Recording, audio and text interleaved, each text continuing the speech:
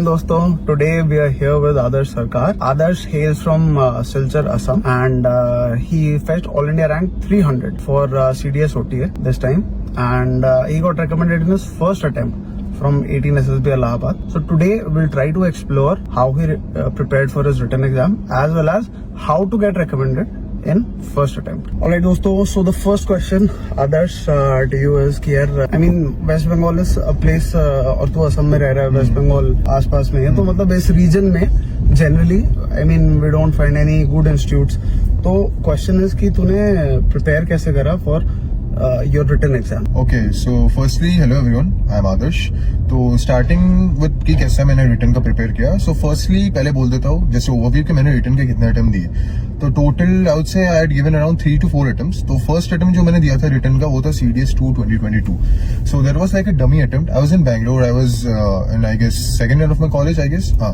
So I had given this attempt because मुझे पता था कि next year I will be boarding out of the like I will go out of the college and उसके बाद हम लोग का सिलचर में it's like कि हम लोग का कोई है नहीं, like there is no center to give exam. So just to check कि exam का level कैसे होता है and to know कि वो exam में आता कैसे है, और it was very accessible for me, तो मैंने exam दिया था. Then I decided कि मैं दूंगा बाद में, तो एक ऑफलाइन बैच में मैं गया था, तो उधर पढ़ाई किया था, but I guess there wasn't enough क्योंकि सेल्फ स्टडी बहुत इंपॉर्टेंट होती है. तो आई गेस ऑफलाइन बैच में सेल्फ स्टडी उतना हुआ नहीं था, तो उसके लिए मेरा CDS 2 2023 के लिए मैं गया था ऑफलाइन बैच में, तो देयर वाज़न्ट क्लियर. तो उसके बाद व्हेन आई केम होम तो आई हैड ऑलरेडी बेस की ऑफलाइन मैंने स्टार्ट किया था एंड ऑल. तो मैंने सोचा कि अभी ऑनलाइन थोड़ा कोचिंग लेता हूँ, लाइक रिफर्निश होगा अच्छे से, पूरा इन्फॉर्मेशन अच्छे से, पूरा बहुत एनरिच होगा. एंड देन आई थॉट कि CDS 1 2024 दूंगा. देयर इतना पढ़ लिया था मैंने कि आई got a bit over confident, मैंने काफी पढ़ लिया था. सो ओवर देयर CDS 1 2024 का कट ऑफ था 87 and I got 86. And before the cut off was released and even जो तुम्हारा रिजल्ट आता उसके पहले I was very damn sure कि निकलेगा. But there comes a big stumbling block for me. I wasn't ready कि इतना कुछ हो जाएगा. तो उसके बाद ऐसा था कि सब कुछ तो हो गया but something was missing. What was that? Coaching ले लिया, सब कुछ ले लिया, but the main thing which I was missing was self study. तो मैं घर में बैठा, I introspected, then I started with self studying. खुद से पढ़ा कि क्या मिसिंग हो रहा है. एंड देन जब सेल्फ स्टडी से क्या this time CDS 2 2024 I cleared, and not just with 1 or 2 marks, I cleared it with a margin. I cleared it with around 11 or 12 marks more than the cutoff. I guess the cutoff was around 80 or 81 and my score in written was around 92. So this is for written. कोई particular resources refer करे तुम्हें self study जब कर रहा था तो कैसे like what resources did you refer to and mocks कितने लगाए, क्या लगाए, कैसे लगाए, what was the frequency of mocks, कैसे एनालिसिस करा, इस पे थोड़ा सा लाइट शेड करेगा. ओके, सो फर्स्टली अगर मैं रिसोर्सेज का बोलूँ तो आई वाज प्रिपेयरिंग सीरियसली पहले से. तो जहाँ से मैं पढ़ता था बहुत अच्छे से पढ़ता था, और मुझे जो पिक एंड वो करना था तो मैं पिक एंड पिक पूरा अच्छे से करता था कि मुझे ये अगर पढ़ रहा हूँ तो इसका मेन इंपॉर्टेंट चीज है जो एग्जाम में पूछ रही हूँ मैं रखता था. सो इसका काफी कंपाइलेशन हो गया था, तो ऑलरेडी था मेरे पे कंपाइलेशन, ऑनलाइन से भी था, टेलीग्राम चैनल्स वगैरह से भी था. I don't need to name them, you guys already know काफी टेलीग्राम चैनल्स है, कौन सी है. तो उधर से तुम इन्फॉर्मेशन लो और तुम्हारे पास इन्फॉर्मेशन रहेगा तो उसको कंबाइन करो. उसके बाद देखो कि इतना एनफ है क्या, और अगर एनफ नहीं है तो और भी एडिशन करो, तो एनरिच हो जाती है इन्फॉर्मेशन. उसका मैटर नहीं है. Talking about मॉक्स is very important. तो मॉक्स का इफ आई टॉक, तो मैंने जहाँ से कोचिंग ली थी और ऑनलाइन से भी मैंने बहुत जगह से OMR शीट्स मंगवाए थे. ऑनलाइन से मैंने अभी भी मेरे को ऑर्डर है just to like keep me habitual with the exam scenario की OMR टिक करता हूँ, ऐसा टिक करना है, वैसा टिक करना है. और वो भी मैं स्टार्ट करता था 9 बजे, क्योंकि इफ यू गाइस नो तो पहला पेपर 9 बजे से 11 बजे तक होता है इंग्लिश का पेपर. तो I just need to habituated myself. तो मैंने पूरे हैबिचुएट वगैरह किया तो इजीली मेरा हो गया था. उसके बाद मॉक्स तो बहुत इंपॉर्टेंट है, एंड फ्रीक्वेंसी मॉक्स में बहुत इंपॉर्टेंट थी. लाइक एग्जाम के पहले मैंने उतना मॉक्स नहीं दिया क्योंकि I didn't want to like play with my confidence. तो एग्जाम के पहले I wouldn't suggest the mocks दो, हल्के पतले मॉक्स दो, और जब तुम मतलब प्रिपेयर करोगे तो वीकली मॉक्स दो, मंथली मॉक्स दो. बट मॉक्स काफी इंपॉर्टेंट है just to know where you are currently standing. तुम्हें पता तो चले कि तुम इतना पढ़ाई कर रहे हो. वीकली देता था मॉक्स या फिर एवरी डे कोई फ्रीक्वेंसी ऐसी थी जब when you were preparing, not just before the exam but preparation time पर? वीकली तो I used to give. Normally जैसे टेलीग्राम में बहुत सारे चैनल्स जहाँ पे क्वेश्चंस आते हैं उधर में मैंने लगा लिए, या फिर जहाँ से पढ़ते उधर के भी गूगल फॉर्म्स क्वेश्चंस हो गए वो लगा लिए. नॉर्मली सेल्फ मॉक्स जैसे हो गए मैं मंथली देता था, वीकली हो गए देता था, और एग्जाम के पहले हो गया जस्ट टू नो कि कहाँ स्टैंड कर रहा हूँ. बट एग्जाम के पहले I used to always reduce the frequency of my mocks, क्योंकि तब कॉन्फिडेंस से खेलना नहीं चाहिए. क्योंकि तुमने जितना पढ़ा you have to have a faith, like faith in yourself, self confidence होना चाहिए एग्जाम के पहले, and you have to just go and give the exam जितना है तुमने पढ़ा है, keeping faith in you. Fair enough. तो सबसे ज्यादा मतलब सारे सब्जेक्ट्स में सबसे ज्यादा टफ कौन से पोर्शन में, कौन विच सब्जेक्ट यू फेल्ट? अगर मैं पूरे सब्जेक्ट्स का बोलूँ, लाइक इंग्लिश तो मुझे हार्ड नहीं लगा था, क्योंकि I come from a good English background. English practice किया था मैंने, ऐसा भी नहीं बोलूंगा कि इंग्लिश बैकग्राउंड से आता हो तो बहुत ईजी होगा. तो काफी प्रैक्टिस किया था मैंने, तब जाके मक्खन बना था, टू बी ऑनेस्ट. और जीएस में मैं बोलूंगा, जीएस वाज लाइक, मैं अच्छे से पढ़ता था तो मुझे समझ आती थी concepts, but I was never a science student, तो पल्ले पढ़ना थोड़ा हार्ड हो जाता था. तो बायो तो चलो पल्ले पड़ जाती है मैक्सिमम लोग की, लेकिन फिजिक्स और केम में ऐसा था कि आई न्यू कि साइंस तुम्हें पढ़ना इतना भी नेसेसरी नहीं है एग्जाम के लिए, लेकिन पढ़ लो, बेटर है पढ़ना. तो बायो में बहुत अच्छे से पढ़ता था. केमिस्ट्री मेरे को जितना पढ़नी होती थी मैं पढ़ लेता था. फिजिक्स में उतना नहीं पढ़ता था, बट जितना पढ़ना होता पढ़ता था. I never skipped any subject. मैं उतना पढ़ता था जितना नीड है, और जिसमें मेरा स्ट्रॉन्ग सब्जेक्ट्स है मैं उसमें फोकस करता था. स्ट्रॉन्ग कौन कौन से थे? स्ट्रॉन्ग पकड़ लो, पॉलिटी हो गई, ज्योग्राफी हो गई, बायो फॉर दैट मैटर हो गई, ये सब. ठीक है यार. Okay then, so next question, as Adarsh got recommended from in the first attempt from 18 SSB अलावा, तो वो जानने की कोशिश है, क्योंकि तू मेरे पास आया था तो तू कह रहा था कि सर पहले अटेम्प्ट में ही सिलेक्ट होना है, राइट? तो सबसे बड़ा क्वेश्चन ये रहता है कि how to get selected in the first attempt when it comes to the SSB, and how were you so sure कि भाई मतलब हो जाएगा या नहीं होगा? How did you get that clarity? Firstly पहले तो बोलूंगा कि जब मैंने रिटर्न क्लियर किया तो उसके बाद तो किसी ने गारंटी नहीं है कि एसएसबी मतलब वापस से रिटर्न क्लियर होगा, एसएसबी मिलेगा. तो मेरा ऐसा था कि एक ही बार में निकला है भाई, एक ही बार में I have to clear it. तो I had few months in my hand before SSB. तो I thought कि I will make the most out of it. I will leave no stones unturned. तो सबसे पहले तो I started with basics कि क्या होता है SSB. I understood the whole process, the whole scenario. Then I thought कि चलो coaching will be necessary क्योंकि of course there's a lot of competition. Then I went for offline coaching. So scene ये ऐसा होता है ना कि offline coaching गए, and I had done around 1 month का offline coaching. I stay in Assam, but I had gone to Delhi, क्योंकि ऐसा नहीं बोलूंगा कि आसाम में कोचिंग नहीं है, बट कंपैरेटिवली दे उधर में बेटर थे थोड़ा. तो आई वांटेड कि मैं अपने लिए बेस्ट करूं और बेटर करूं, क्योंकि I don't have any regrets. तो उधर गया, आई had done around, normally SSB का जो होता है तो 15 days का नॉर्मली कोर्स रखते हैं. तो I had done 1 month in Jaipur as well as in Delhi also. तो ऑफलाइन वफलाइन किया, I got a lot of exposure कि कंप्लीटली होता क्या है, एंड लोगों के बीच में हुआ, like I am between the competition कि ये लोग मेरे से कॉम्पीट करने वाले हैं, ये वो करेंगे वो करेंगे. तो उसके बाद I got a very good idea, basic structure. तो after that I came home, पूरा जाना मैंने क्या सीन था क्या नहीं. देन आई थॉट कि एक चीज मिसिंग है, तो वो है पर्सनलाइज्ड मेंटरशिप, जो कि मुझे ऑनलाइन में मिल सकती है. So I came across a lot of Telegram channels, but मुझे R2R तो मुझे बहुत डिफरेंट लगा वो, क्योंकि बाकी चैनल्स में ऐसा था कि they were not specialising like in SSB. वो लोग का रिटर्न में भी था, बट R2R का ऐसा था कि दे हैड अराउंड 22+ के सब्सक्राइबर्स लाइक इन टेलीग्राम, इतने थे. तो आई थॉट कि they are doing really good just on the basis of SSB. So without thinking for a second thought I just enrolled in R2R's all the courses, to be honest. Like Shashank sir के चारों course में मैंने enrol किया था. तो चारों course में enrol किया, तो उधर में मेरे को पता चला लाइक एसएसबी के जो माइन्यूट डिटेल्स होते हैं ना, तो वो ऑफलाइन में कवर नहीं होंगे. देयर इज नो लाइक कोई अलग सा ये वो नहीं है, लाइक जीनियस वो नहीं है कि तुम्हें ऑफलाइन जाके, ये सबको पता है कि ऑफलाइन में सब कुछ कवर नहीं होगा, वो सबको पता है. तो कुछ चीजें तुम्हें खुद भी करनी पड़ेगी. बड़े बैचेस भी रहते हैं, बड़े बैचेस भी होते हैं, तो सबको पर्सनलाइज्ड मेंटरशिप मिलेगी नहीं, और अगर मिलेगी भी तो क्वालिटी में डिफर करेगा. तो फिर आई केम ऑनलाइन शशांक सर का. तो शशांक सर का 4 कोर्स होता है, you guys will already know. एक एमएसआई हो गया, स्क्रीनिंग बैच हो गया, साइकोलॉजी बैच हो गया, इंटरव्यू बैच हो गया, ये सब होता है. तो आई एनरोल्ड ऑल. तो मेरे को उधर क्या पता चली ना कि उधर में इंट्रोस्पेक्शन बहुत वो लोग फोकस करते हैं. Like I was preparing for SSB, but offline में भी, but I was not different then other aspirants, क्योंकि I was preparing only for SSB. I was not bringing changes in my life. तो उधर मेरे को पता चला कि भाई लाइफ में चेंजेस लाओ. तो जब लाइफ में चेंजेस लाओगे तो डिफॉल्ट हो जाता है एसएसबी में तुम्हारा रिएक्शंस. तो you don't have to fake anything, you don't have to impersonate yourself like और anyone for that matter.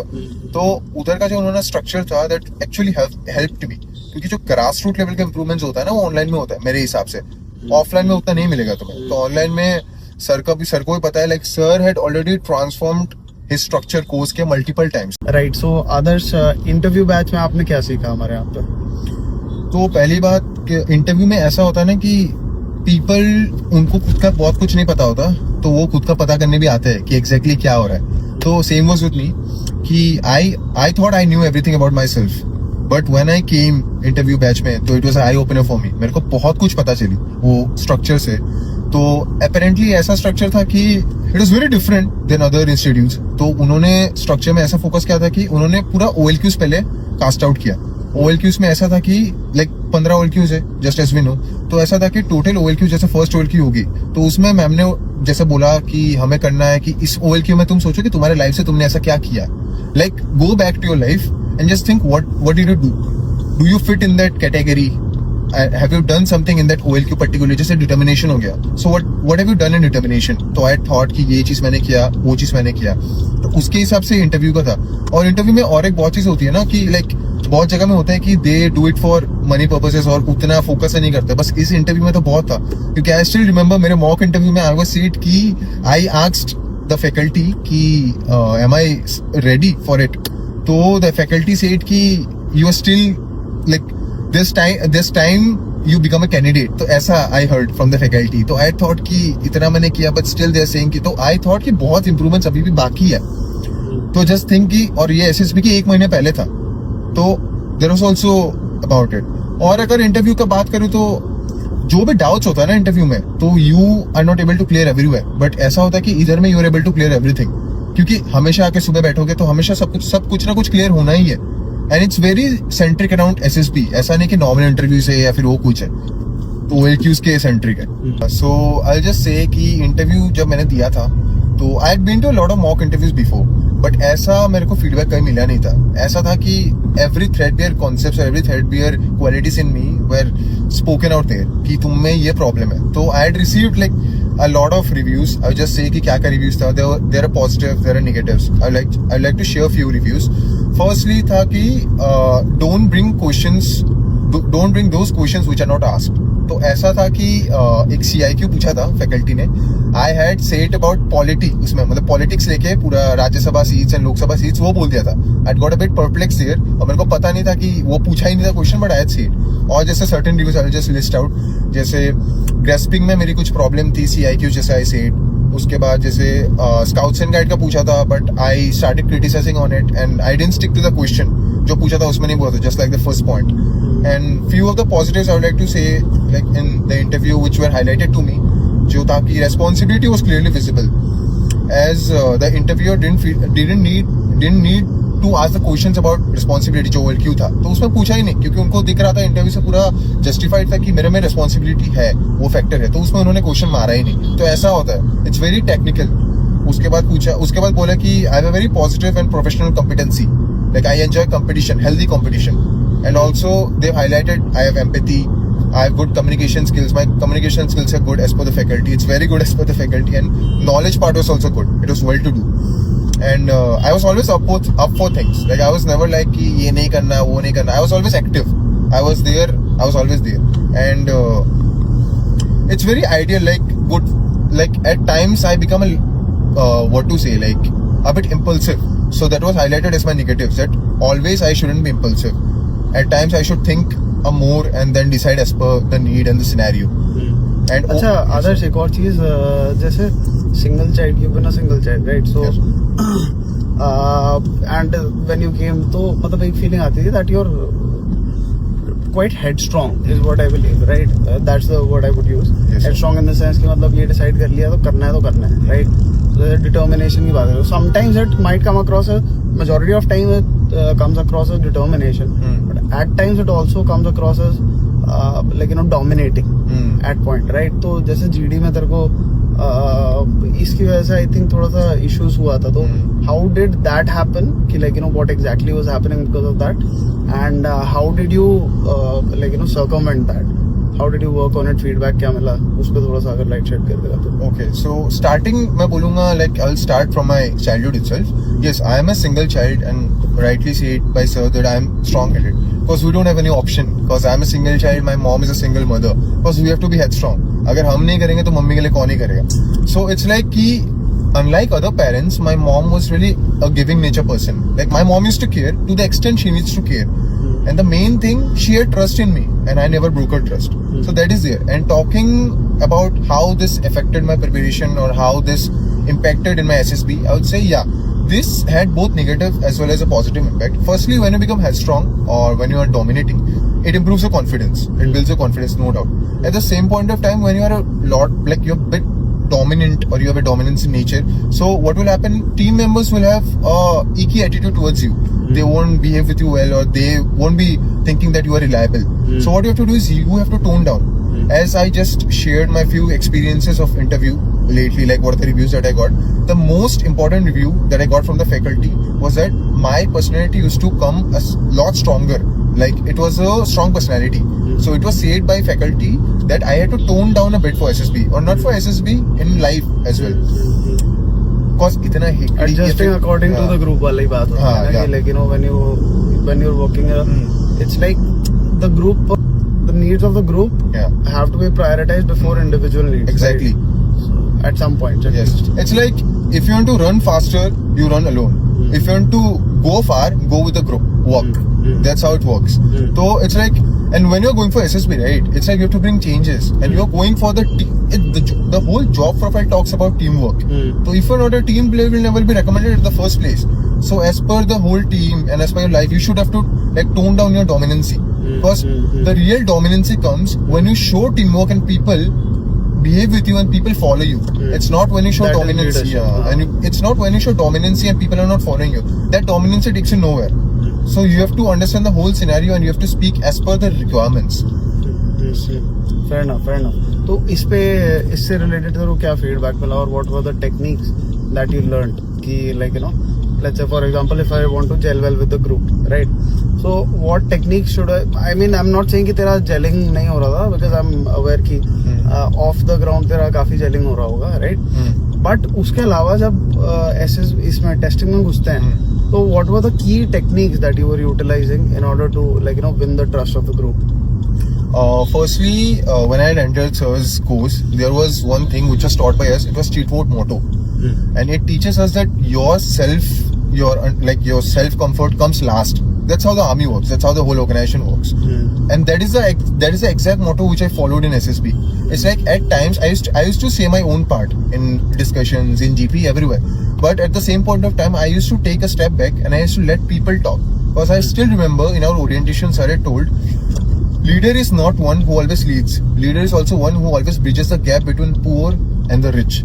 As in, every candidate in your group will not be so strong as you are. So you have to become the bridging gap between them. You have to make the group go together, not away from the poor and not away from the rich. So you have to be that bridging gap. So that was my whole motto, and this was not it was not what it's like. I didn't want to get like what to say. Wait, I'm just getting the word. Like it was not due to the glamour of recommendation. Okay, I would like to say that this is what I wanted to include in my life. That I want to be that bridging gap normally. ऐसा नहीं कि recommend होने के लिए मुझे जाना था या फिर रेकमेंड होना है बोल के मैं ये चीज शो कर रहा था. नहीं, I wanted to inculcate this in my own personality कि भाई मुझे वो बंदा बनना है जो दोनों के बीच में ब्रिजिंग गैप बने and at the same point of time वो अपना स्टैंड भी रखे. तो that was the whole thing sir. And ऐसा मैंने रखा कि कमांड टास्क में ऐसा हुआ था कि मेरे ग्रुप 9 बंदे थे, मेरे को लेके 6 बंदों ने बुलाया. तो कहीं ना कहीं वो चीज काम किया. टेक्निक्स आई वुड से कि जैसे अपने आप को कभी कभी पीछे रखो. There is nothing wrong in it कि भाई this takes more power like to keep yourself back and keep people forward. वो तो बहुत easy है कि तुम अपने आप को सामने रख रहे हो और लोगों को पीछे रख रहे हो. That is very easy. Being selfless is the most hardest part.